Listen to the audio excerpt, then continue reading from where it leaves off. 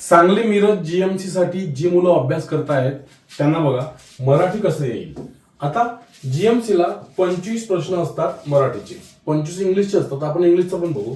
बघा पाणी जोखणे म्हणजे काय. आता पाणी जोखणे, जी मुलं वाचन करत असतील मराठी लिटरेचरचा किंवा मराठी नाटक काही पण मराठी आणि त्यांना माहित आहे पाणी जोखणे म्हणजे काय, तर ते बरोबर लिहितील पाणी जोखणे म्हणजे काय होते. पाणी गाडणे होते का, नाही. पाणी वाया घालणे, पाण्याचा काही संबंध नाही. पात्रता तपासणे, त्याची पात्रता काय आहे ते जोखणे तपासणे, ठीक आहे ना. विहीर बांधणे नाही किंवा आव्हान देणे नाही, ठीक आहे ना. शंकर अण्णांच्या आयुष्यात सतत एकामागून एक संकट येतच राहिली. या दृष्टांतासाठी योग्य त्या म्हणीचा वापर करा.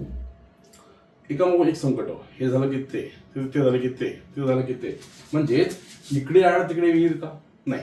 जेव्हा दोन्ही पर्याय वाईट असतात, म्हणजे तुला सस्पेंड व्हायचं आहे की तू यावर कारवाई करू, तर दोन्ही पर्याय हे आहे, ठीक आहे. तुला नापास व्हायचं आहे की आयुष्यातून बरबाद व्हायचं आहे, दोन्ही पर्याय वाईट आहे, ठीक आहे ना. असा अर्थ, म्हणजेच हे चुकीचं राहील. तोंड दाबून मुक्क्यांचा मार, याचा अर्थ काय होते की बाबा तुझ्यावर अन्याय होऊन राहिला पण तुला बोलता नाही येऊन राहिलं. एकादशीच्या घरी शिवरात्री येणे, एकादशीलाही उपवास असतात आणि शिवरात्रीलाही उपवास असतात, म्हणजे काय संकट येणे. समजून घ्या, ही जी म्हण आहे ह्या म्हणीचा अर्थ काय होतो, एकामागून एक संकट येणे. पहिले एकादशी आली, मग शिवरात्री आली, मग आणखी काही येईल. ऍक्च्युली हे सगळे प्रतीक आहे उपवास करण्याच्या दिवसाचे, म्हणून ही म्हण इथे लागू होते. एकामागून एक संकट आली. दात आहेत पण चले नाही, दत्त म्हणून उभे राहणे नाही, ठीक आहे ना. पुढील प्रसंगावरून म्हण ओळखा. या ठिकाणी कसं असते, आयबीपीएस मध्ये व्याकरणाचा भार फार कमी असतो. एकदम 2-3 प्रश्न व्याकरणाचे असतात, परंतु आकलन आणि शब्दार्थ यांच्यावर तुम्हाला खास भर द्यायचा असतो. हे जे आपण पाहून राहिलो सांगली मिरज जीएमसी, तर आज तारीख आहे 24, ठीक आहे ना. तुमची 31 तारखेला परीक्षा आहे. ज्यांना अजूनही अभ्यास करायचा आहे, एकदम उजळणीच करून घ्यायची अभ्यासाची, त्यांच्यासाठी गतिमान कोर्स, आयबीपीएस चा गतिमान कोर्स आहे. 10 दिवसांची त्याची व्हॅलिडिटी आहे. तुमची एक्झाम पर्यंत ते संपून जाते व्हॅलिडिटी, ठीक आहे. आणि हा एकदम खूप म्हणजे फार कमी फी मध्ये आहे तो अवेलेबल गतिमान कोर्स, ठीक आहे ना. तर मराठीचा सुद्धा आहे आणि इंग्लिश पण सुद्धा आहे आयबीपीएसचा. तो मला असं वाटतं की शेवटच्या क्षणामध्ये, शेवटच्या काही दिवसांमध्ये तुम्ही हे वाचलं पाहिजे, तो गतिमान कोर्सचा अभ्यास केला पाहिजे. त्या ठिकाणी सगळं आहे, ठीक आहे. मग आता बघा, पुढील संकटावरून कोणती म्हण लक्षात येईल. संकटात कोणाची मदत झाली नाही ते रामराव काय म्हणेल. रामराववर संकट आले पण त्यांच्या मदतीला कोणीच धावून आलं नाही. मग तो काय म्हणेल, सारा गाव मामाचा एक नाही कामाचा, असं म्हणू शकते. नाचता येणं अंगण वाकडे, काही संबंध नाही. दाम करी काम आणि बीबी करी सलाम, एक ना धड भारावर चिंध्या, कुणाची म्हैस कुणाला उठबईस नाही. सारा गाव मामाचा एक नाही कामाचा, किंवा सारा गाव मामाचं एक नाही कामाचं. संकटात कोणाचीही मदत झाली नाही तेव्हा रामराव असं म्हणेल. टेलिग्रामवर हे जे पूर्ण 25 प्रश्न राहणार आहे आपल्या या समजा हे सगळं 25 प्रश्न आहे, हे तुम्हाला टेलिग्रामला मिळून जाईल. एबीसी एज्युकेशन नावाने सर्च करायचं, तुम्हाला ते पीडीएफ मिळून जाईल. प्ले स्टोअरला एबीसी एज्युकेशन ऍप आहे, त्यामध्ये गतिमान कोर्स आहे. गतिमान इंग्लिश, गतिमान मराठी दोन्ही अभ्यास. याने काय होईल, 31 तारखेपर्यंत तुमच्या पात्रतेत वाढ होईल. आजची तारीख 24 आहे. 24 ते हे 7-8 दिवसामध्ये तुम्ही आज ज्या ठिकाणी आहेत त्याच्यापेक्षा 2 पावलं वर जाल, 100% वर जाल. मग 1, 2, 3 मार्कांमध्ये हजारो लोक असतात, म्हणून तुम्हाला अभ्यास करणं गरजेचं आहे. ऑफिसचा नंबर हा आहे आणि माझा नंबर हा आहे ऑफिसचा. बोकडला स्त्रीलिंग कोणतं. मग बोकडला बोकडी म्हणतो काय आपण, नाही. बोकडला शेळी म्हणतो, मेंढी पण नाही, बोकडी पण नाही. पाठ म्हणजे काय, पाठ म्हणजे लहानचं पिल्लू बोकडाचं, बकरीचं. बोकडी नाही, आपण त्याला शेळी म्हणतो. शेळी आणि बोकड, समजलं. गीताई हे पुस्तक कोणी लिहिले. म्हणजे तुम्हाला जेव्हा आयबीपीएस ची एक्झाम तुम्ही देता तेव्हा तुम्हाला आयबीपीएस होतो, तुम्हाला ग्रंथ माहित असले पाहिजे. ग्रंथकार, पुस्तक त्याचे लेखक, कादंबरी त्याचा लेखक, कविता संग्रह, नाटककार, दिग्दर्शकही माहित असले पाहिजे आपल्याला मराठीतले, असं आहे. आणि कोणाची ओवी कोणती आहे, कोणाचा ग्रंथ कोणता आहे, कोणाला कोणता पुरस्कार मिळालेला आहे, कोणत्या वर्षी मिळालेला आहे, कोणत्या लेखकाचं टोपण नाव काय आहे, या सगळ्या गोष्टींची जाणीव तुम्हाला असली पाहिजे, अभ्यास असला पाहिजे. ठीक आहे ना. मी तुम्हाला टेलिग्रामवर ते उपलब्ध करून देईल, पूर्ण PDF ती जवळ ठेवायची, ती वाचायची. ठीक आहे. तर गीताई पुस्तक कोण लिहिलं? गीताई लिहिलेलं आहे विनोबा भावे यांनी. गीताई. ठीक आहे ना. गीतेचा अर्थ आहे तो सांगितलेला. मस्त चांगलं गोड पुस्तक आहे. मी तो वाचलाय पर्सनली, तर तुम्हाला सजेस्ट करेल मी. एकदम गोड सुंदर पुस्तक आहे. ठीक आहे ना. लोकमान्य टिळकांनी जो ग्रंथ लिहिला गीतेवर, तो त्याचं नाव बहुतेक गीता रहस्य म्हणून त्यांनी ग्रंथ लिहिला. ठीक आहे ना. साने गुरुजी नाही, महात्मा गांधी नाही, तुकडोजी महाराजांनी ग्रामगीता लिहिली. ठीक आहे. आणि अनेक ग्रंथ आहे महाराजांचे. खालीलपैकी पाण्याचा ध्वनिदर्शक शब्द कोणता? पाणी कसं वाहते? पाणी गडगडाट करते काय? नाही. गडगडाट काय ढग करते? छनछनाट चिल्लर करते, चिल्लर पैसे. खणखणाट तेच समजा. खळखळाट म्हणजे पाण्याचा, कडकडाट तर विजा करते. म्हणून मराठी भाषा खरोखर अशी संपन्न आहे. प्रत्येक गोष्टीला शब्द आहे. या ठिकाणी सर्च करावे लागतात. इतकी सुखी संपन्न भाषा. आता तिला कुठेतरी दर्जा मिळालेला आहे अभिजात मराठीचा, आधीच मिळायला पाहिजे होता. व्यवहार शून्य असणे म्हणजे काय? व्यवहार शून्य असणे म्हणजे काय? व्यवहाराचे शून्यापासून ज्ञान असलेला नाही, असे ऑप्शन तुम्हाला असणार पेपरला आलेले. ठीक आहे ना. तुम्हाला समजते की अच्छा हे चुकीचं आहे. ज्यांचा अभ्यास नाही आहे, ज्यांना एकदम कॉमन सेन्सचाही त्यांचे प्रॉब्लेम्स आहे, ते असेच लिहिणार. व्यवहाराचे थोडंच ज्ञान असलेला नाही, व्यवहाराचे ज्ञान नसलेला.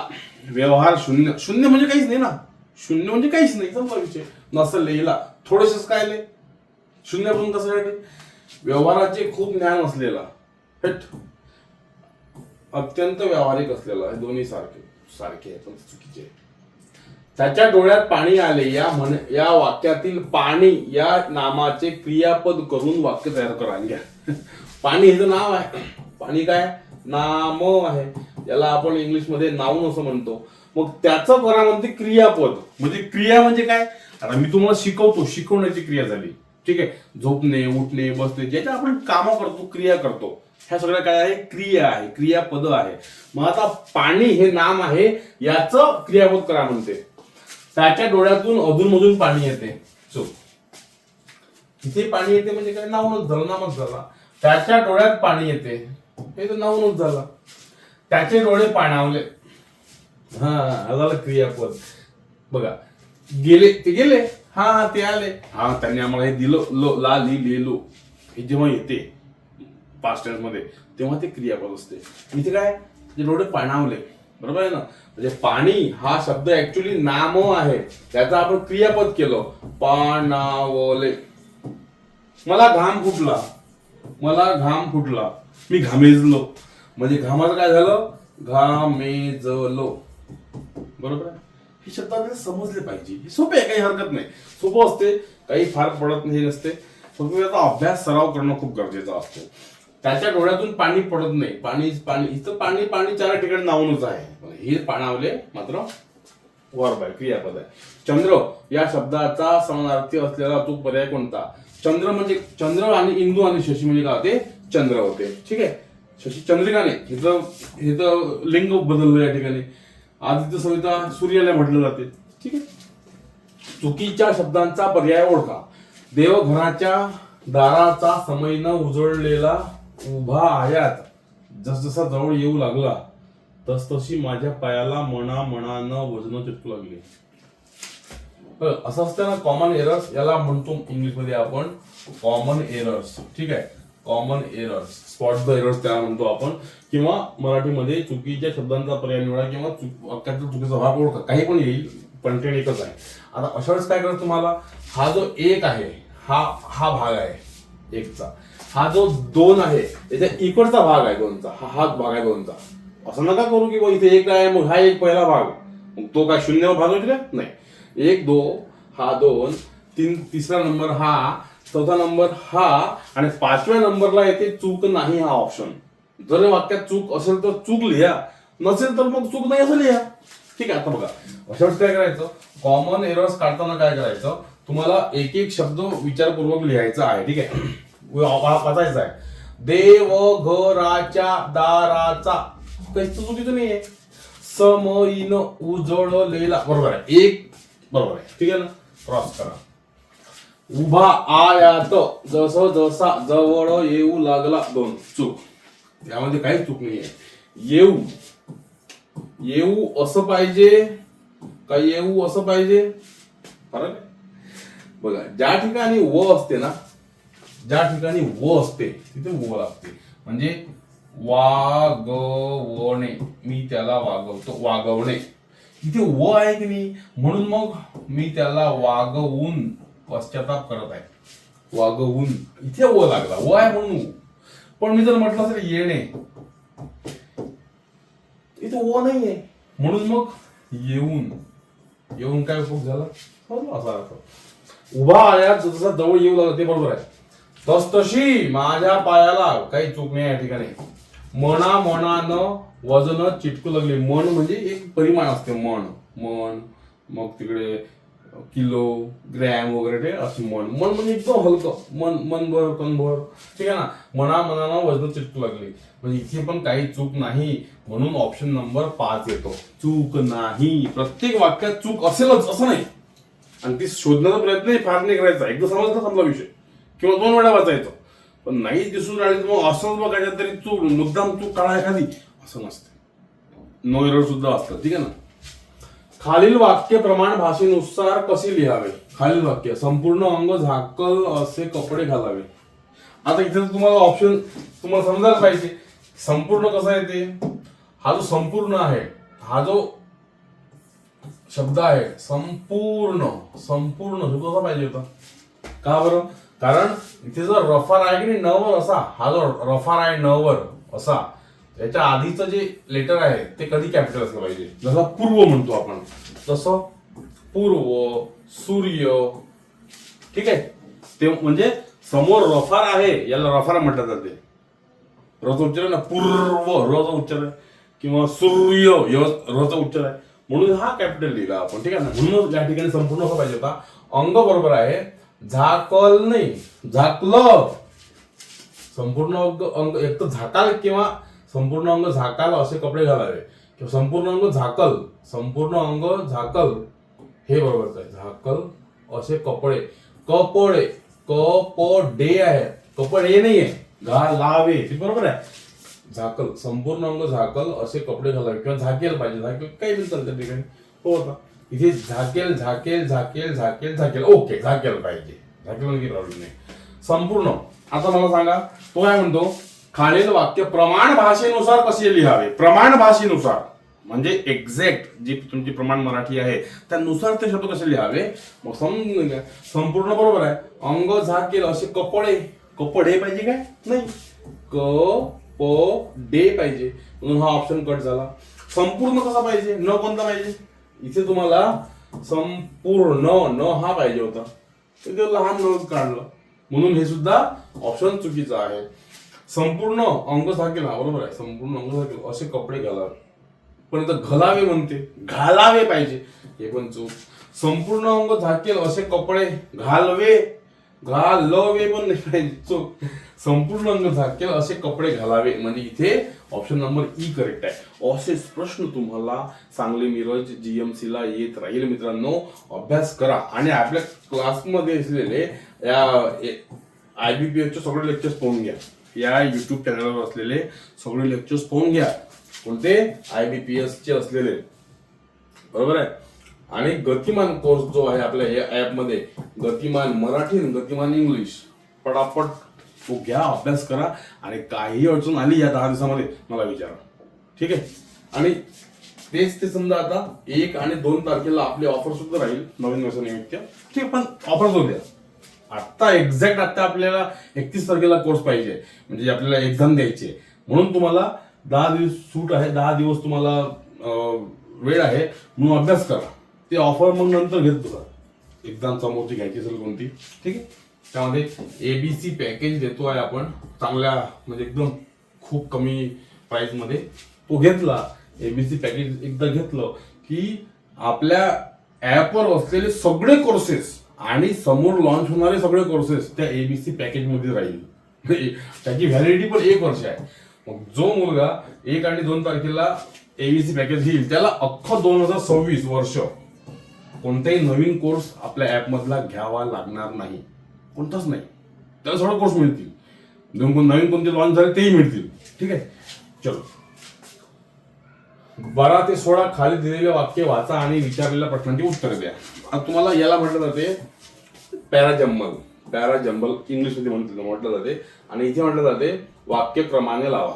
ठीक आहे, आता तो सर्वात मोठा विनोद ठरेल. सरकार असे सरकार म्हणत असेल तर ते न करता आम्ही आज जंगल टिकवून ठेवण्याला प्राधान्य द्यायला हवे. वाघ व बिबट्याला खायला शेळ्या मेंढ्या देऊ. तो म्हणले ना, तो अति हुशार मंत्री गणेश नाईक, त्यांनी काय सांगितलं की आम्ही वाघ बिबट्याला पोचण्यासाठी बकऱ्या मेंढ्या सोडू. अरे वा, ठीक आहे. आता हे जे आहे तर हे अलग अलग वाक्य आहे, ते शफल केलेले वाक्य आहे.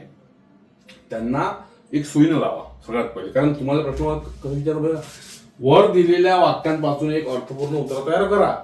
आणि त्या उत्तरातील 5वे वाक्य कोणते, त्या उत्तरातील 4थे वाक्य कोणते, पहिले वाक्य कोणते, दुसरे वाक्य कोणते आणि तिसरे वाक्य कोणते.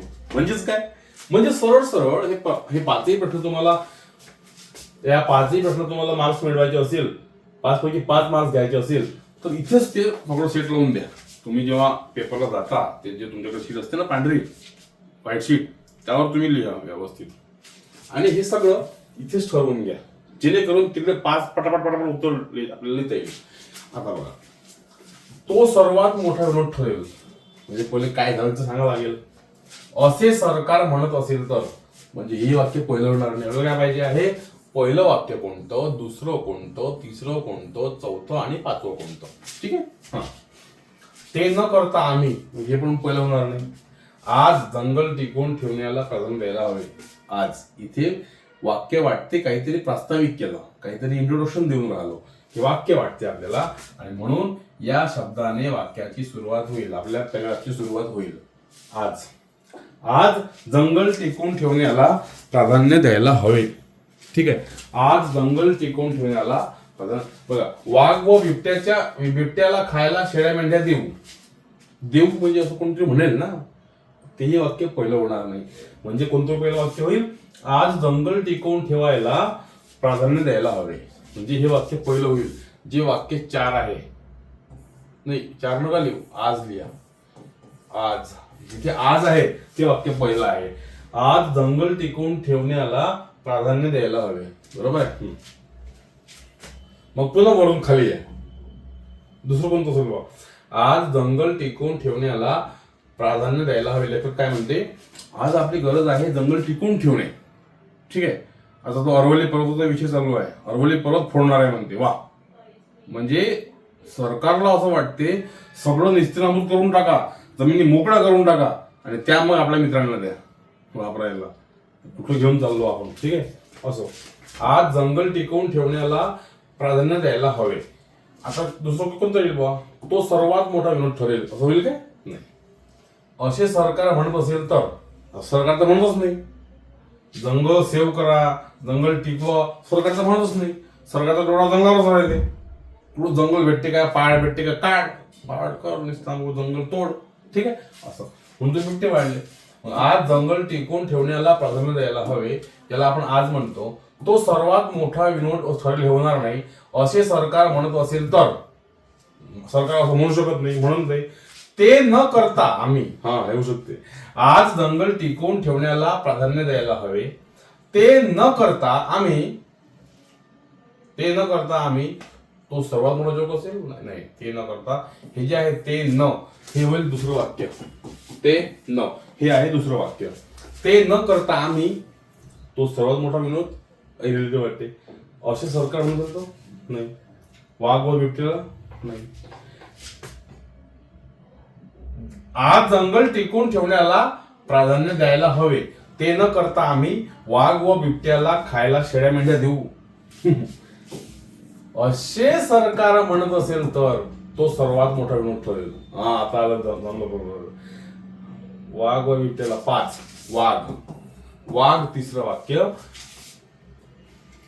आज जंगल टिकवून ठेवण्याला प्राधान्य द्यायला हवे, ते न करता आम्ही वाघ व बिबट्याला खायला शेळ्या मेंढ्या देऊ असे सरकार म्हणत असेल तर, म्हणजे हे असे सरकार म्हणत असेल तर तो सर्वात मोठा विनोद ठरेल. म्हणजे इथे आपलं वाक्य जुळलं. आता कोणतं वाक्य पहिलं आणि कोणतं वाक्य तुम्हाला माहितीच आहे. पहिलं वाक्य आज वालं काय म्हणतो तू, हा काय म्हणतो बरं. याचा प्रश्न काय, पाचवं कोणतं म्हणते, पाचवं शेवटचं. पाचवं कोणता आहे, तो कुठली हात, तो कुठं आहे तो न करता नाही, हा तो सर्वात मोठा विनोद ठरेल. ते झालं पाचवं वाक्य, बरोबर आहे. चौथं वाक्य कोणतं आहे, चौथं वाक्य कोणतं आहे, असे सरकार म्हणत असेल तर, बरोबर आहे. म्हणजे मला काढून घेतले एकदा की मग हे सोपे जाते. पहिलं वाक्य कोणतं आहे, पहिलं वाक्य आज जंगल टिकून ठेवण्याला प्राधान्य द्यायला हवे. दुसरं कोणतं आहे, दुसरं कोणतं आहे, असे न करता नाही, आज जंगल टिकून ठेवण्याला प्राधान्य द्यायला हवे, ते न करता आम्ही, दुसरं वाक्य. तिसरं कोणतं आहे, ते न करता आम्ही वाघ व बिबट्याला खायला शेळ्या मेंढ्या देऊ, तिसरं वाक्य. म्हणजे एकदा तुम्ही हे काढलं असं, हा ढाचा तयार केला की नंतर मग तुम्हाला असं नाही लिहायचं की पहिलं वाक्य वा चौथं आहे असं नाही लिहायचं. कारण इथे ऑप्शन आपण सरळ सरळ टाकले, तिथे ऑप्शन मध्ये पण पुन्हा सफळ केलं जाते. आणि म्हणून मग तो शब्द कोणता आहे पहिला ते लिहून घ्यायचं. ठीक आहे, सोपं असते. सराव गरजेचा असतो. सराव आपल्या क्वेश्चन बँक मध्ये सराव होईल. क्वेश्चन बँक म्हणून आहे स्टडी मटेरियल, बघा तुम्ही एबीसी एज्युकेशन ऍपवर ते क्वेश्चन स्टडी मटेरियल म्हणून आहे. तिथे क्वेश्चन बँक आहे, मराठीची इंग्लिशची आहे. ठीक आहे, ते वाचून घ्या, त्यामध्ये खूप चांगला तुम्हाला सराव होईल. रिकाम्या जागी योग्य रूपी निवडा. आता आण, आणलास, आणलीस, आणलात, बोल, बोललास, बोललीस, बोललात. आता बघा, सॉरी, बोललास मुलाला म्हणू आपण, बोललीस मुलीला म्हणू, आणि अनेकांना बोललात असं म्हणू. मुलाला काय म्हणू आपण, बोल, बोललास, बोललीस, अनेकांना काय म्हणू, बोललात. जा म्हटलं तर जा, झालास, झालीस, झालात असं नाही म्हणून आपण. जा तर झाला म्हणत नाही, जा तर काय, गेला, गेलास, गेलास, गेलीस, गेलात, पुढे बाबा, गेलास, गेली, गेलास, हा गेलास, गेलीस, गेलत. हा कॉमन सेन्स आहे, हे समजलं पाहिजे सरळ सरळ. शुद्ध अशुद्ध शब्दांचे वाक्य ओळखा, अशुद्ध शब्दांचे वाक्य. ठीक आहे, आता एकच ऑप्शन आहे म्हणून एकच ऑप्शन असेल अशुद्धचा, बाकीचे शुद्ध असतील, ओळखा. त्याच्या आता अशा वेळेस काय करा तुम्हाला, अशा वेळेस लक्षपूर्वक काळजीपूर्वक एक एक शब्द एक एक अक्षर वाचायचं आणि उत्तर कोणतं ते बघायचं. ठीक आहे ना, कारण अशा वेळेस घाई होते. आणि इथे कसं आहे, त्यांना फक्त एकच क्लू पाहिजे असतो, एकच काहीतरी चुकीचं पाहिजे असते. ठीक आहे, म्हणून असे पुस्तक, असे प्रश्न जरा विचारपूर्वकच सोडवायचे, लिहायचे. ठीक आहे ना. त्याच्या मित्राने, काही चुकीचं आहे का नाही, त्याच्या मित्राने त्याच्या हातात एक लहानसे पुस्तक दिले, बरोबर आहे. तुझं नाही यायचं, आपल्याला पाहिजे अशुद्ध शब्दांचे वाक्य. हे तर शब्द आता कसं आहे, शुद्ध अशुद्ध या भानगडीत कोणी फार पडू नका. शुद्ध अशुद्ध कोणती भाषा नसते, शब्द असतात. ठीक आहे, मी जर म्हटलं असेल मी असा लिहिला तर हा अशुद्ध शब्द लिहिला गेला किंवा अक्षर लिहिला गेलं. मी हा शुद्ध शब्द किंवा शुद्ध अक्षर आहे. ठीक आहे ना. पण तुम्ही जर म्हणाल गावात बोलणारी शुद्ध भाषा, सॉरी अशुद्ध भाषा, आणि तिकडे पुण्या मुंबईला बोलणारी शुद्ध भाषा, हे मात्र चुकीचं आहे. कारण भाषा वैज्ञानिक काय म्हणतात की तुमच्या स्थळ काल परिस्थितीचा आढावा घेता, तुम्ही जिथे राहता तुम्ही तेच बोलत असाल तर ते तिथलं शुद्ध आहे, बरोबर आहे. तुम्ही शहरी वातावरणात राहता तर त्या पद्धतीनं बोलता, म्हणून ते तुमच्यासाठी शुद्ध आहे. तुम्ही गावाखेड्यातल्या माणसांना, वऱ्हाडी बोलणाऱ्या माणसांना तुम्ही अशुद्ध म्हणू शकत नाही. वऱ्हाडीच म्हटलं मी, पण भरपूर जे खेड्यापाड्यात बोलतात अशुद्ध शुद्ध भाषा नसते, शब्द असतात. ठीक आहे ना. कारण हा नियमात बसतो शब्द, हा नियमात बसत नाही. असो, भेट संपवून बापूजी परत जायला निघाले, इथे काही चुकीचं नाहीये. या जीवन सतारीच्या तारा कुशलतेने छेडणारा हा विश्व गंधर्व होता, काही चुकीचं नाहीये. स्त्री व पुरुष समान पातळीवर येत आहेत, काही चुकीचं नाहीये.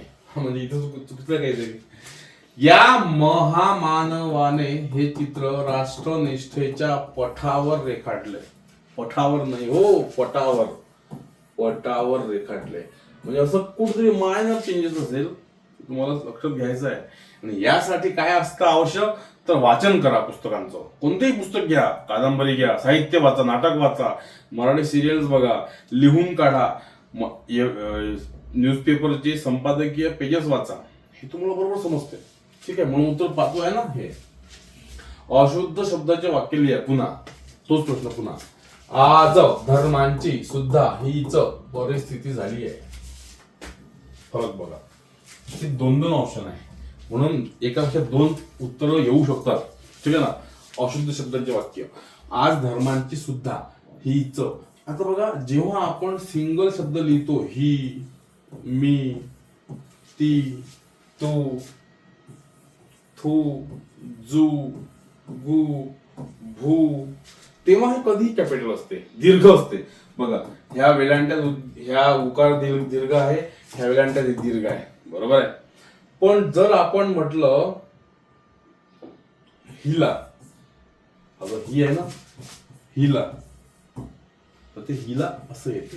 ती आहे ना, तिला, तिला रस्व येते, लहान येते. हिला म्हटलं तर हिला, ही म्हटलं तर तो दीर्घ येईल, मोठा येईल. ती म्हटलं दीर्घ येईल, मोठी येईल. पण हिला म्हटलं, हिला, हिचे, ठीक आहे, हिला किंवा हिचे, हिच्यासाठी, तर ते लहान येईल, रस्व येईल. पण पुन्हा आपण जर हीच म्हटलं, हीच, हिच्या पुरती मर्यादित, हीच, मीच, तीच, तर पुन्हा हे कॅपिटल येते. समजून घ्या, लिहून घ्या. हे आवश्यक आहे लिहिणं, तुमचं चिन्ह काढणे आवश्यक आहे. म्हणून इथे हीच हा शब्द असा पाहिजे होता. म्हणून हे ऑप्शन म्हणजे बरोबर आहे. ते म्हणजे अशुद्ध शब्दाचं वाक्य आहे ते. म्हणजे आपण इथे एक घेऊ, एक तर आहेच, आणि एक कुठे आहे, दुसऱ्या कोणत्याही ऑप्शन मध्ये एक नाहीये, म्हणून 4 चेक करा. डोंगरावर पडणारे पाणी, हॅट, पाणी कसं लिहितो आपण, पाणी असं लिहितो. हे पाणी म्हणजे काय होते, पाणी, पिण्याचं पाणी, वॉटर. आणि हा जो पाणी आहे, हा जो पाणी यांनी लिहिला, हा पाणी म्हणजे हात, चक्र पाणी, चक्र आहे पाणी असा तो. कोण, कृष्ण किंवा विष्णू. वज्र पाणी, वज्र आहे ज्याच्या पाणी हातात, असा कोण, इंद्र. वीणा पाणी, वीणा आहे जिच्या हातात, ती सरस्वती. म्हणजे ही समजून घ्या तुम्ही. इथे डोंगरावर पडणारे पाणी नावाने इथे चुकीचं आहे. म्हणजे 1 आणि 4 ऑप्शन मिळालं, दुसरे ऑप्शन चेक करण्याची गरज नाही. असेल वेळ तर बघा, सदस्य अलीकडे अधिकाधिक जागरूक होत आहेत, असे नक्की म्हणता येईल. बरोबर वाटते. ते स्वतःला दरिद्र नारायणाचे नम्रपूर्वक समजतं. बरोबर आहे. सर्वसाधारण बँका कर्ज वितरण करताना कायदेशीर मार्ग अवलंबतात. बरोबर आहे. हे आपल्याला समजलं पाहिजे, याचं नॉलेज असलं पाहिजे, आणि असली पाहिजे. वाक्यातील चुकीचा भाग ओळखा. माझ्या बालपणापासून, हेच तो सगळं हेच आहे, आकलनच आहे. सगळं आकलन म्हणजे आकलन, याला म्हटलं जाते कॉम्प्रिहेन्शन. समजलं ना. त्यामध्ये उतारे येतात, क्लोस्टर्स येते, वाक्यात प्रमाण लिहा येते, असे कॉमन एरर्स येतात. ठीक आहे. आणि एक शब्दार्थ, माझ्या बालपणापासून, माझ्या, बरोबर आहे, बालपणापासून मला, म्हणजे एक मध्ये काही चूक नाही. ठीक आहे. इथे एक मध्ये चूक नाही ना, मग एक तो ऑप्शन येणारच नाही. कारण तो काय म्हणतो, वाक्यातील चुकीचा भाग ओळखा. इथे एक आहे, इथे एक आहे, इथे एक आहे. पण आपण काय म्हटलं, माझ्या बालपणापासून मला, इथे काही चूक नाहीये. म्हणजे हे ऑप्शनच घडून पडले. एक तर चूक 2 मध्ये असेल एकट्यामध्ये, किंवा 3 आणि 4 मध्ये असेल एकट्यामध्ये. हे ट्रिक झाली. समजलं ना. 2 बघा. पक्ष्यांचे उडणे अतिशय रम्य असे वाटायचे. सीगल पक्षी पंख पसरून आकाशात झेपावताना मी पाहत असे. इथे काही चूक नाही आहे. चूक आहे इथे पक्ष्यांचे, इथं असा पक्ष्यांचे उडणे असे पाहिजे होते. हा जो पक्ष्यांची आहे, याचा अर्थ राजकीय पक्ष होते. 2 गोष्टी बघा, पक्षी, पक्षी आणि पक्ष. ठीक आहे ना. पक्ष म्हणजे पॉलिटिकल पार्टी आणि पक्षी म्हणजे पक्षी. मग जेव्हा आपण त्याला या लावतो तेव्हा पक्ष्यांना असं म्हटलं जाते, बर्ड्सला. पण पक्ष्यांचे कार्यकर्ते आहे तर हे असं लिहिलं जाते. समजलं? लहान लहान गोष्टी सर या समजल्या पाहिजे आपल्याला. मित्रांना हे लेक्चर पाठवा, त्यांना पण शेअर करा त्यांच्या व्हॉट्सअपवर. ठीक आहे, कोणतरी स्टेटस ठेवा की अनेकांना हे समजलं पाहिजे. ठीक आहे ना. आता उतारा आहे. उतारा खालील उतारा वाचून वाक्यांची योग्य उत्तर द्या.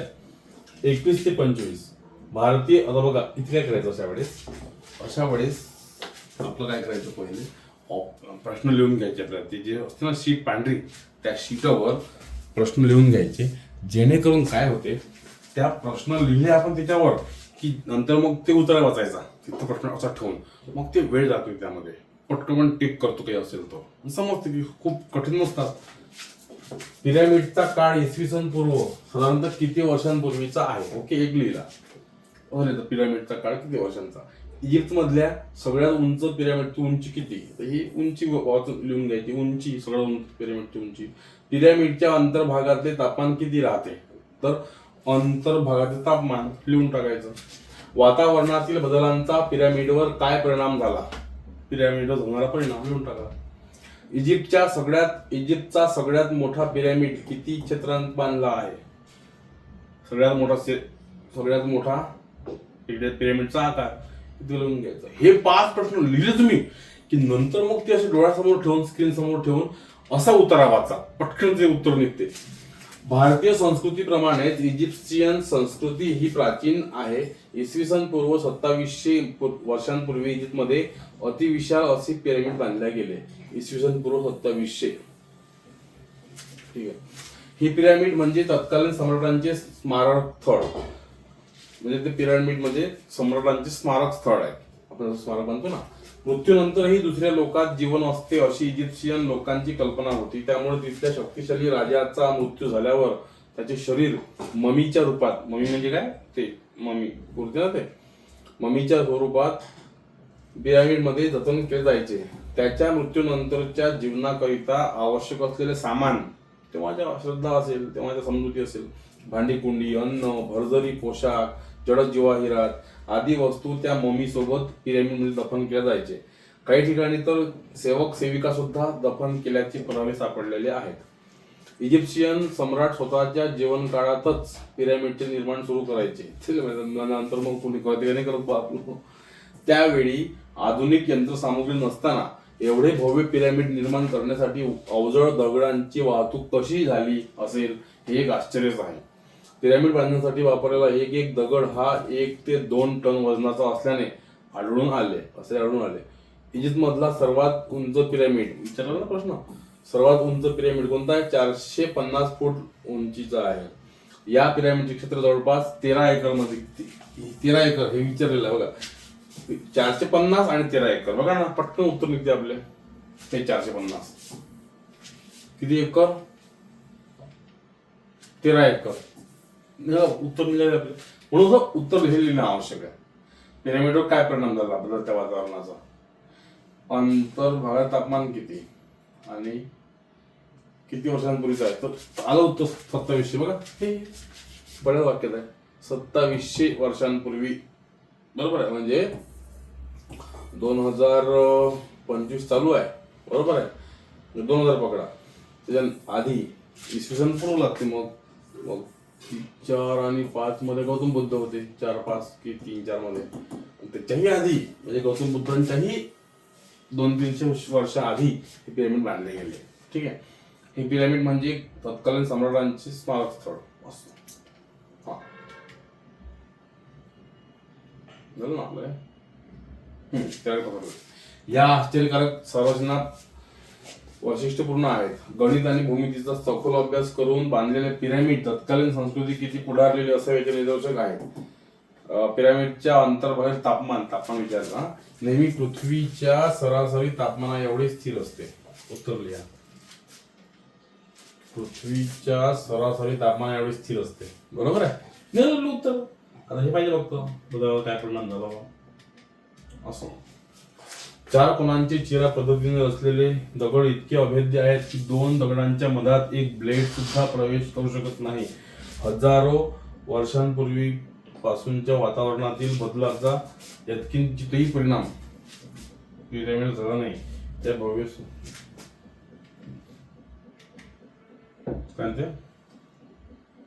रचलेलं अभेद्य हजारो वर्षांपासूनच्या वातावरणातील बदलाचा ऊन वारा पाऊस वातावरणातील बदलांचा यत्किंचितही परिणाम या पिरॅमिड झाला नाही. भव्य संरचना